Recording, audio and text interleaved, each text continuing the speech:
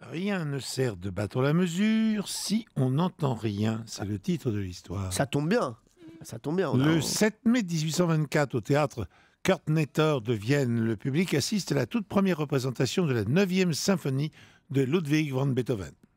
Alors que l'orchestre vient de jouer la dernière note, le compositeur, dos à l'audience et les yeux fermés, continue d'agiter ses mains pour donner le tempo aux musiciens. Sourd comme un pot, il ne s'est pas rendu compte que la représentation a touché à sa fin et que le public ovationne maintenant sa 9e symphonie. Dans la tête du compositeur, il reste encore quelques mesures à jouer. Au cours de la représentation, Beethoven a en effet pris un peu de retard par rapport à l'orchestre.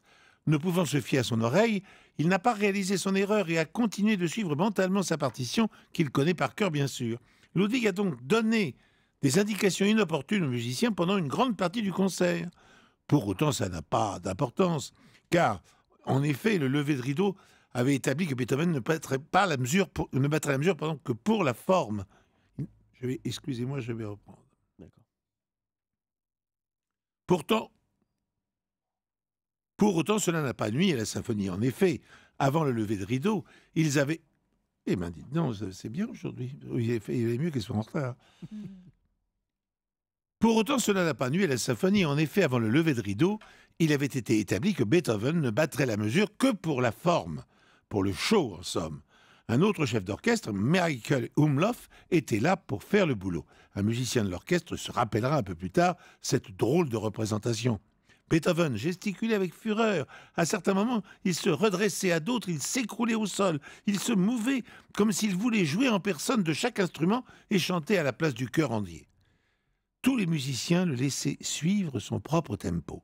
Conscient du problème de surdité du grand compositeur, les spectateurs ne lui tirent pas rigueur de son décalage quand Ludwig se retourna finalement pour leur faire face. Et là, deux versions. Quand Ludwig se retourna, le public se leva, ils agitèrent les bras et firent voler les chapeaux. Deuxième version. Quand Ludwig se leva, la salle était déjà à moitié vide.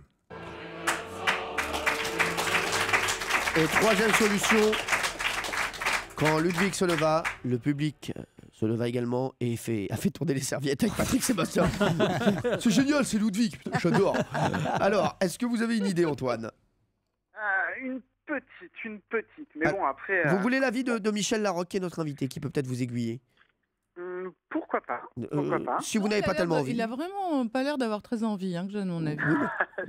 Ah non, mais moi je veux pas donner mon avis. Je veux dire, si on me supplie pas. S'il vous plaît, Michel. Michel. Alors, moi, ils auraient été drôlement rapides de quitter la salle aussi vite. C'est tout ce que je dirais. D'accord, donc vous pensez, vous pensez qu'ils sont encore là. Antoine, vous dites quoi? Eh bien, je pense que la première solution. D'accord. Comme Michel, il pense qu'ils sont encore là. D'accord. Donc ils ont tourné les serviettes. Ouais. D'accord. Voilà. Alors, ils sont encore là. Pierre Bellemare.